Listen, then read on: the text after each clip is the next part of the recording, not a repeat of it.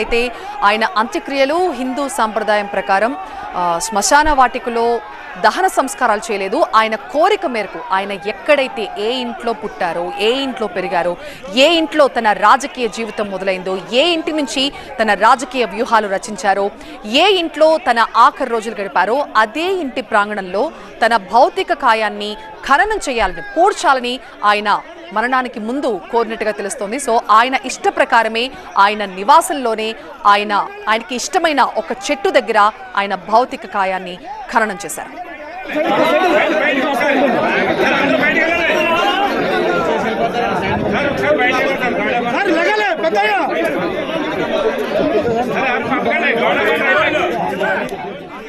ముద్రగడకి ఆయన ఇల్లు చాలా సెంటిమెంట్.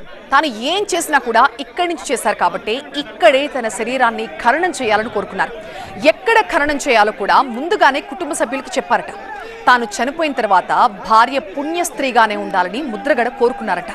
తనకి ప్రభుత్వ గౌరవ వందనం, అధికారిక లాంఛనాలు అవసరం లేదని కూడా ఆయన ముందే చెప్పారట కుటుంబ సభ్యులకి.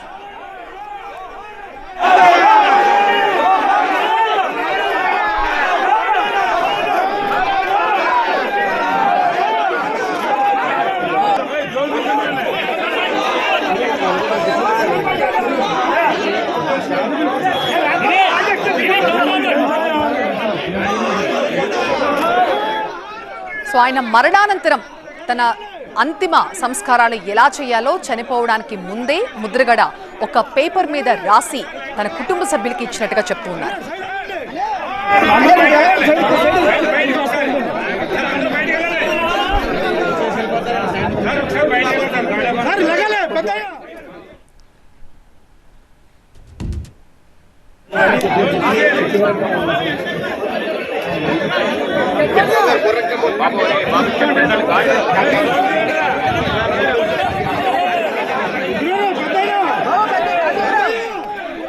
అశ్రునయనాల మధ్య ముద్రగడ పద్మనాభం అంత్యక్రియలు ముగిశాయి. ఆయన అంత్యక్రియలకు ప్రభుత్వ లాంఛనాలతో చేయాలని డిప్యూటీ సీఎం పవన్ కళ్యాణ్ ఆదేశించినట్టుగా, అలాగే సీఎం చంద్రబాబు కూడా చెప్పినట్టుగా చెప్తున్నారు. అయితే ఆయన తనకు ఎలాంటి ప్రభుత్వ లాంఛనాలు, అధికారిక లాంఛనాలు అవసరం లేదు అని ఆయన మరణానికి ముందే చెప్పినట్లుగా ఆయన కుటుంబ సభ్యులు చెప్తున్నారు. అండ్ ముద్రగడకి ఆయన ఇల్లు చాలా సెంటిమెంట్. ఆయన ఏం చేసినా కూడా ఇక్కడి నుంచే చేశారు, ఇక్కడే పుట్టారు, ఇక్కడే పెరిగారు, ఇక్కడే రాజకీయంగా ఆయన జీవితంలో ఎంతో ఉన్నత స్థానానికి వెళ్లారు. ఇక్కడి నుంచే అనేక రాజకీయ వ్యూహాలకి పదును పెట్టారు. అలాంటి ఆ ఇంటి దగ్గరే తనని పూడ్చాలని, దహన సంస్కారాలు కూడా చెయ్యొద్దు, నన్ను కాల్చొద్దు, ఈ ఇంటి దగ్గరే తనకు ఇష్టమైన ఒక చెట్టు దగ్గరే తనని పూడ్చాలని ఆయన కుటుంబ సభ్యులకి మరణానికి ముందే ఈ విషయాలని కూడా ఒక పేపర్ మీద రాసి ఆయన కుటుంబ సభ్యులకి ఇచ్చినట్టుగా చెప్తున్నారు. అంతేకాదు తన మరణం తర్వాత భార్య పుణ్యస్త్రీగానే ఉండాలని ముద్రగడ కోరుకున్నారట.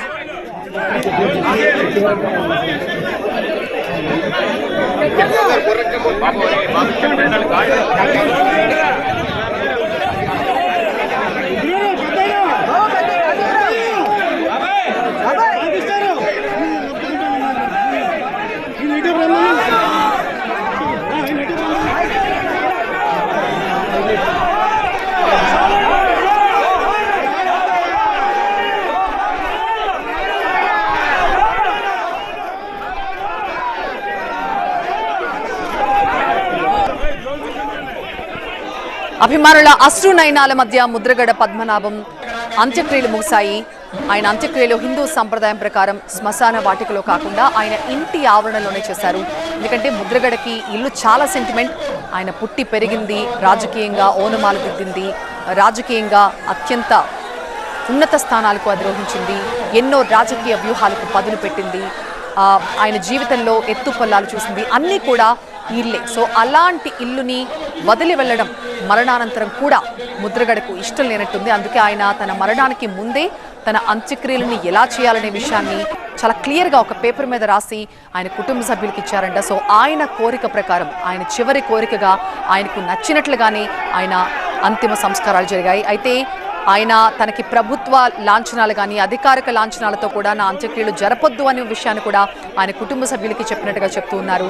సో ఆయన జీవితంలో ఏం చేసినా ఇక్కడి నుంచి చేశారు కాబట్టి తన శరీరం కూడా ఆ ఇంటి ఆవరణలో ఉండాలని ఆయన కోరుకున్నారు. సో ఎక్కడ ఖననం చేయాలి, ఎక్కడ తన భౌతిక కాయాన్ని పూడ్చిపెట్టాలో కూడా ముందుగానే కుటుంబ సభ్యులకి